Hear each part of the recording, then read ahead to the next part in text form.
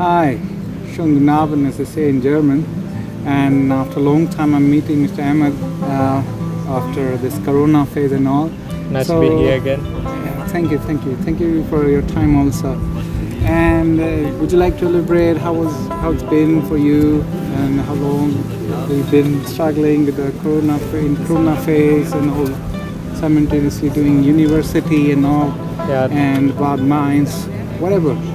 The last time we met was approximately a month ago, Yeah. and after that, coronavirus and all the other things, university, term papers, and all those things. There were many highs and many lows. We were quite busy, but we were still messaging each other, going back and forward, and then finally we were able to meet again today. Main point ये था पूछने में कि कैसे सब ख्यालात सब ठीक हैं इस टाइम फेज में, क्योंकि इनिशियली किसी के पास आइडिया नहीं होता है ना कि कैसे इन चीज़ों को फेस करे एपिडेमिक को, एंड बीइंग एक जनरेशन कह लो या क्या कह लो, हमें आइडिया ही नहीं था कि हम कैसे रहेंगे इन फेज में, कंपेयरिंग एशियन कंट्री ऑल्सो जहाँ पे अभी काफ़ी डेविस्टेटिंग हालत है. बट ऑब्वियसली ये जो पेंडेमिक जो इधर अभी आई हुई है, ये तो अब एक हादसा है. ये पता नहीं 1900 में था, वो जो वबा फैली थी, जो पेस्ट कहते हैं जर्मन में.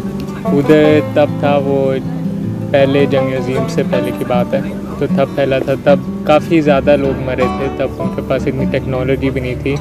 फिर भी इंसानियत ने किसी तरह से कवर कर ली. And let's see how this goes. Fortunately, we are living in a country which is quite, has many technologies, and we have a good healthcare infrastructure. Most of the people are quite healthy, But if you look in, at Asian countries, we see, they have it quite difficult. But fortunately, we're living here.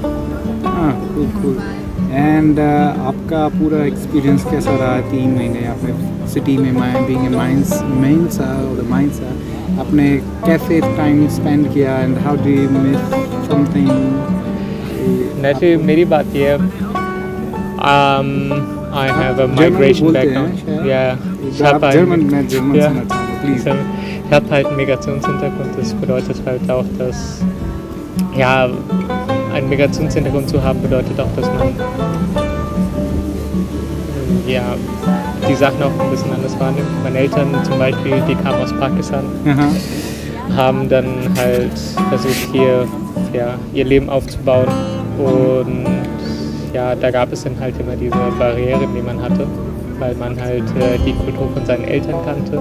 Aha. Und dann Freunde hatte, die andere Kulturen haben und so weiter.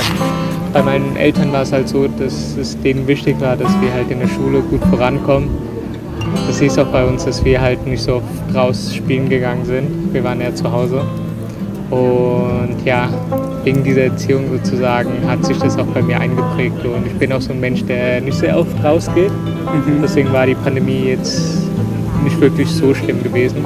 Aber so jetzt vom Studium her war das schon ein bisschen umständlich, da man halt nicht die Seminare hatte, nicht die Bibliothek wirklich besuchen konnte und deswegen auch nicht die Hausarbeiten ja, so schreiben konnte, wie man es eigentlich gewohnt war. Aber im Großen und Ganzen, ja, bis jetzt lief alles gut. Okay. So आपने पूरे deadline को mark करते हुए everything अपना accomplish कर दिया. Yeah, fortunately, I was able to complete everything before. Although there is one term paper which I have to repeat, but all the other things I've done them by time. Yeah. Academic life I really like also here.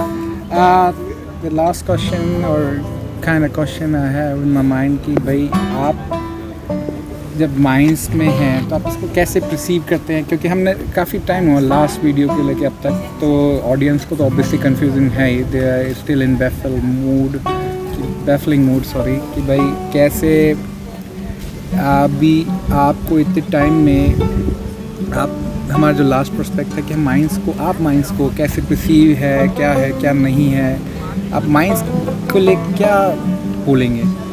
Mines एक interesting city है. देखो, mines Frankfurt की तरह नहीं है. जो Frankfurt काफ़ी बड़ी सिटी है, ठीक है. उधर आपको बैंकिंग के सेंटर में, फाइनेंस का सेंटर में, उधर यूनिवर्सिटी भी काफ़ी बड़ी है, ठीक है. माइंस जो है ना, ये जो राइनलफाल्स है, ठीक है, ये जो हम क्या कहते हैं बुंदेसलैंड कहते हैं, इधर जो है ना ये उसकी जो है ना मेन सिटी, मगर माइंस इतना बड़ा नहीं है. फिर भी जो है ना इधर इतना सारा कल्चर आपको मिलेगा, ठीक है.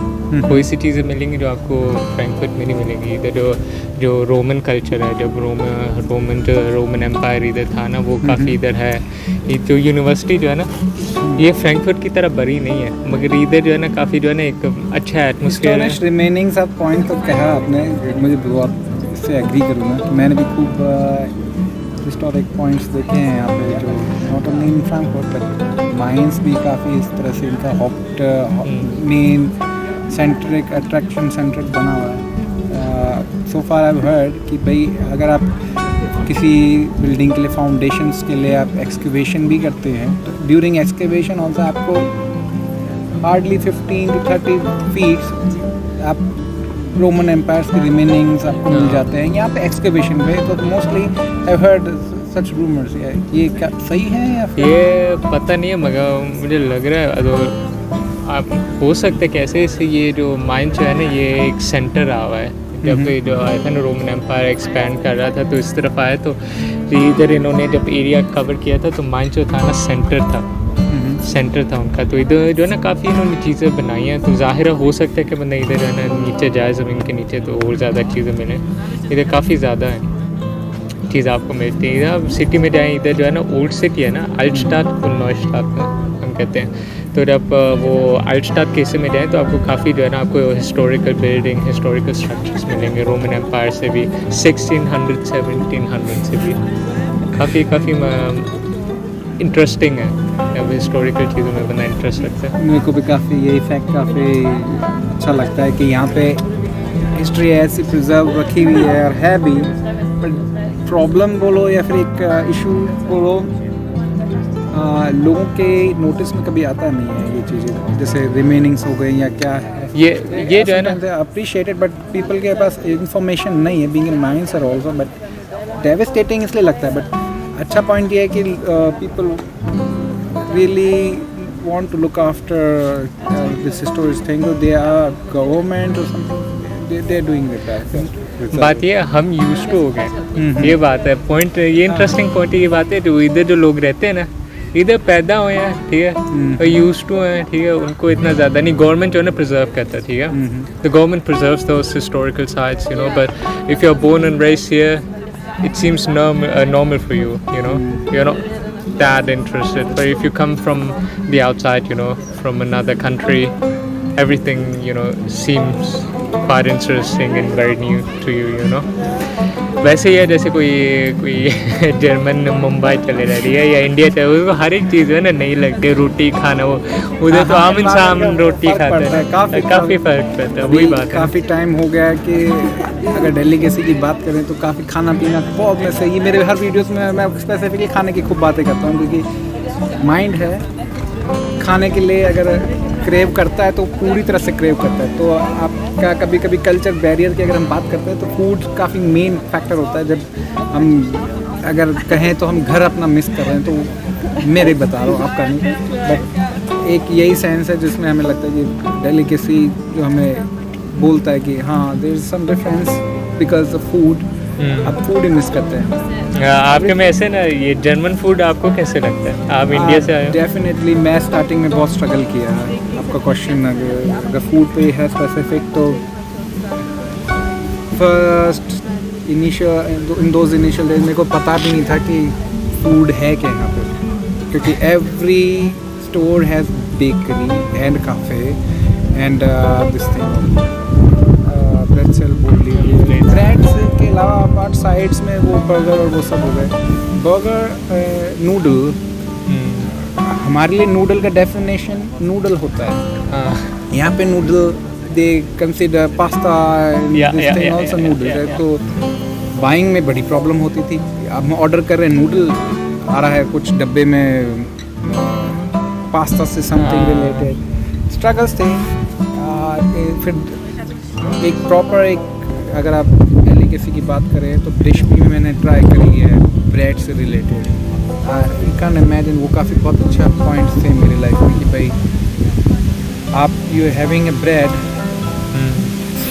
वैराइटीज ऑफ ब्रेड, ऐसा भी नहीं कि you have particular sort of bread, but brown bread, dinkel bread, that bread, this bread, and that day I came to know कि ब्रेड की भी वैराइटीज़ कुछ ज़्यादा है, और इसको आप एज अ लंच कंज्यूम कर सकते हैं, डिनर कंज्यूम कर सकते हैं, एंड मॉर्निंग ब्रेकफास्ट कंज्यूम कर सकते हैं। Bread jam fine, but ahead Noon something flash with bread, evening types of bread with types of cheese, and feels like very, you know, European culture, specific German culture, I don't know, but feels like you are in different part.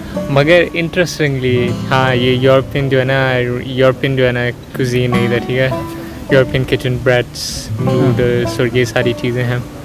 मगर interesting ये बात है ना इससे कि Germany में जो है ना मल्टी कल्चरल है, आपको एशियन शॉप भी मिलेंगी। ये भी कभी मिला? काफ़ी मैंने ट्राई किया है एशियन शॉप्स।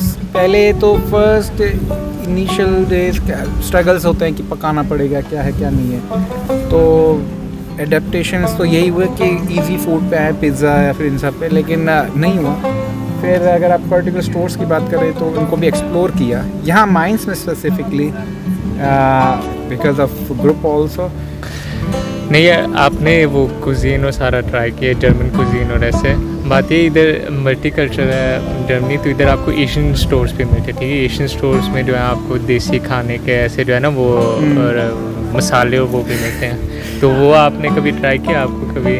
डेफिनेटली एक यही कुकिंग में इंग्रेडिएंट्स बोलो या फिर कुकिंग की एक सोल बोलो जो मिस होता है, वो है मसाले। एंड मसाले के बिना यहाँ खाने में जान नहीं आती, खाना वैसे ही डेड होता है। मैं अगर सार्कास्टिक वे में बोल रहा हूँ, लेकिन वो टेस्ट नहीं आता ना, वो मसाला का टेस्ट नहीं आता। यहाँ का काफ़ी ब्लेंड हो जाता है, ब्लेंड है प्योर। अगर हमारे मसालों के एशियंस की बात करें तो काफ़ी अच्छे हैं, एशियन स्टोर्स पे हमें अवेलेबल इजीली मिल जाते हैं यहाँ पे। तो आपका पर्टिकुलर डिश खाने का इच्छा हो, रेस्टोरेंट्स तो ट्राई कर ही सकते हैं। अपार्ट फ्रॉम दैट आप खुद भी अपना होम एक्सपेरिमेंट कर सकते हैं ट्राई करने की, अगर आप कुकिंग अच्छा करते हैं तो। मेरे पेरेंट्स में भी वैसे ही है, वो जो क्या कहते हैं हल्दी, जो भी मसाले होते हैं जो हर एक बंदा वो डालता है, हर एक डिश में, हर एक सालन में जो मसाला डालता है, वो भी हम मेरे पेरेंट्स एशियन शॉप से लेते हैं. They buy those masalas from these shops and then they cook Pakistani and Indian dishes at home. But एक बात है, ये जो इंडियन और पाकिस्तानी खाना जो है ना, इनमें काफ़ी ऑयल यूज़ किया जाता है. इधर हम से जर्मनी में रहते तो इधर ना पढ़ाई टेबल के ऊपर करनी होती है बैठ के, ठीक है. हमको इतना ज़्यादा काम नहीं करते, तो बंदा चावलें और ये खा के जो है ना पेट जो है ना भर जाते हैं. ये बात इससे जो है ना ज़रा थोड़ा सा हम परहेज़ करने की कोशिश करें, वरना काफ़ी मज़े का, काफ़ी हेल्थी भी होते हैं ये जो मसाले. ये भी बात है, बस हर एक में दरमियाना रास्ता ढूंढना होता है ना हर एक चीज़ में. सिर्फ वेदर का भी एक पॉइंट अगर आप बोल रहे हैं खाने से, मेरे को ऐड ऑन में हो रहा है वेदर. समर ऑलमोस्ट एंड हो रहा है एंड मैं अपनी सीरीज़ को ऐसी कंटिन्यू रखना चाहता हूँ मिस्टर अहमद के साथ. एंड आई होप कि ये बातें हम आगे सीरीज़ में और कंटिन्यू करें. एंड डेफिनेटली इस समर के हिसाब से it's not the end of the summer I believe, but जहाँ तक है कि सर्दियाँ भी शुरू हो रही हैं, टाइम फेस चेंज हो रहा है. एंड अपकमिंग वीडियोस में हम डेफिनेटली कुछ कंटेंट लेके आएंगे जिसमें हम आपको एक सिटी का एक्सप्लोर कराएं और सिटी के बारे में बताएं, हमारे बारे में बताएं, कल्चर के बारे में बताएं, जर्मनी के स्पेसिफिकली के बारे में बताएं, and main minds where we live. And हमारे चॉइस है काफ़ी अच्छी, माइंड्स ही हमारी बेस्ट चॉइस है. माइंड से हमारी बेस्ट चॉइस है. We are Mensa. So, thank you, Mr. Ahmed. Really nice No talking to worries, you. no And आपने टाइम निकाला after long time. कोई बात नहीं, Really, कोई बात thank you. थैंक यू कि आपने अपॉर्चुनिटी दी है. All right.